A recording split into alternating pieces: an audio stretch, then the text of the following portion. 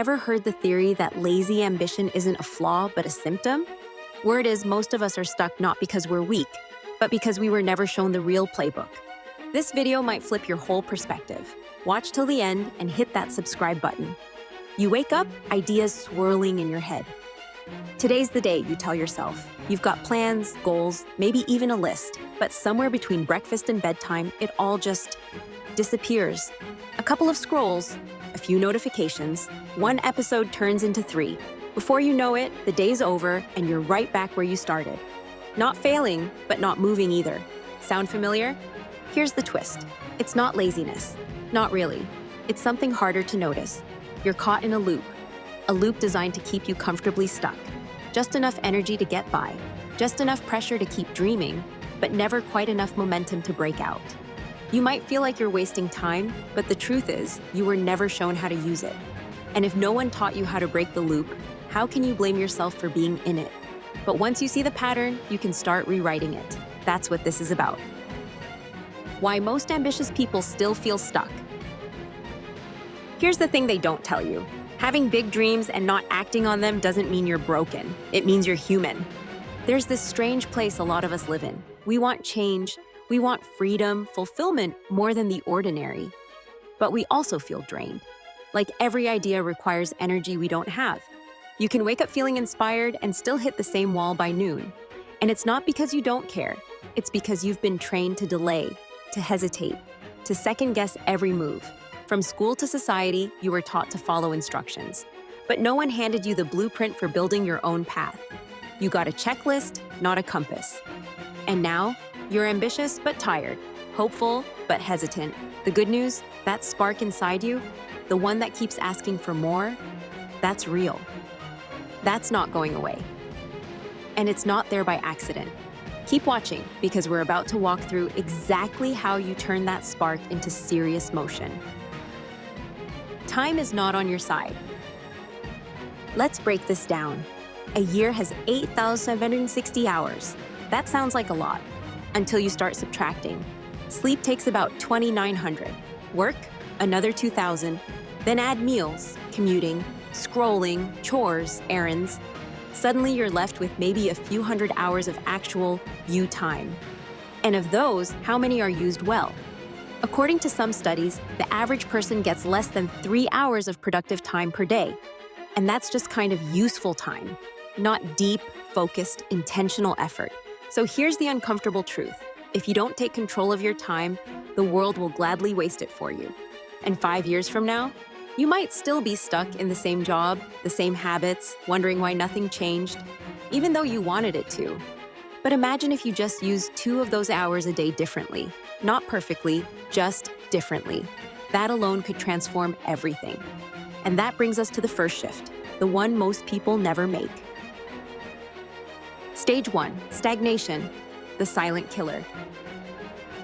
You know what's worse than failing? Floating. Getting through your days on autopilot. Not miserable, but not thrilled either. Waking up, going to work, getting through it, crashing, repeating. It's the quiet kind of stuck, the one that sneaks up on you. This is stage 1, stagnation. You keep saying you'll start that project, that business, that idea. Maybe next week, you whisper, once things settle down. But the truth is, things never settle down. They just keep going. This is where dreams don't crash. They fade quietly, in the background. One scroll, one distraction at a time. But here's the thing. This stage feels safe. You've got routines, a steady paycheck, maybe even some comfort. But underneath it, restlessness. That low-level frustration you can't shake. And the hardest part, most people stay here forever. Not because they want to, but because they don't even realize they're stuck. The first step to getting out, recognize the trap, and then spark something new. Stage 2, ignition, the spark you can't ignore. This is the moment something shifts. You watch a video, read a quote, hear something that hits a little too close to home, and suddenly you can't pretend anymore. You feel that little fire in your gut, the one that says, I'm meant for more than this. That's ignition. But here's the catch. With the spark comes resistance. You might start acting differently, learning, planning, talking about your goals. And guess what? People around you might not love that. They'll say things like, "You've changed." And you know what? They're right. You are changing. You're waking up. Not everyone will understand that. Some will feel threatened, not by your success, but by what it reminds them they're not doing. And that's okay. Keep moving. You've sparked something that's hard to unsee now. Don't let it fade. This is where momentum begins, if you protect it. Stage 3, acceleration. Building momentum. You're still in the grind, but now there's intention behind it. Every action feels a little more aligned. You're saving a little. Maybe investing, maybe learning a skill. You're accelerating. This is where the 3 C's come into play. Cash flow. If your only income is from your job, you're vulnerable. What happens if it disappears tomorrow? You don't need a full-blown business. You need something small that brings in extra income. Freelance, digital products, tutoring, selling what you know. Even a few $100 a month can shift everything. Connections. You can't do this alone. You've tried. Find a community, even if it's online. Message someone. Leave a comment. Ask questions. People help people who are trying. You just need to show up in the right rooms. Confidence. This isn't about pretending you've got it all figured out. It's about believing that even if you fail, you'll figure it out. The people who build incredible lives, they move before they feel ready, and they learn by doing. You don't need to be fearless. You just need to start and keep going. Stage 4, expansion. Building real wealth. At this stage, you're not just getting by, you're building. You understand the difference between buying stuff and buying freedom. Let's simplify it. Assets equals money that flows in. Liabilities equal money that leaks out. A car? Liability. It looks good, but it costs you more every month.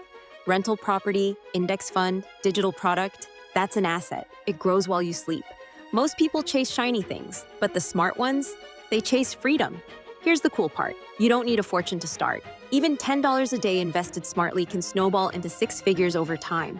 That's not hype, it's math. It's not about being flashy. It's about having options, not checking your bank account every 5 minutes, not saying no to a trip or opportunity because of a bill. And remember, you're not trying to impress anyone. You're trying to build something real for you. Expansion is where your money starts working for you, not the other way around. Stage 5, mastery. The life you design.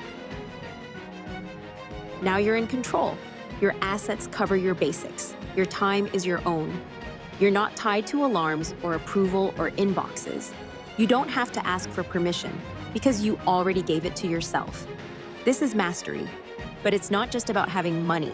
It's about having the power to choose. You can take a day off, travel, start something new, mentor someone, walk away from anything that drains you. You're designing a life, not just surviving one.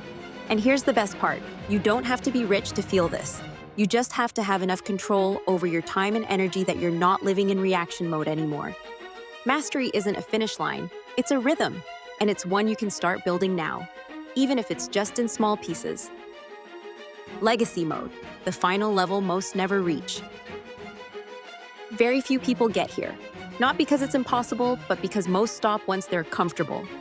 Legacy mode is about what happens after you win. It's asking, but who else can I lift while I rise? It's the impact that outlives your timeline, the knowledge you pass on, the tools you leave behind. Maybe you help someone else start. Maybe you mentor. Maybe you build something bigger than you.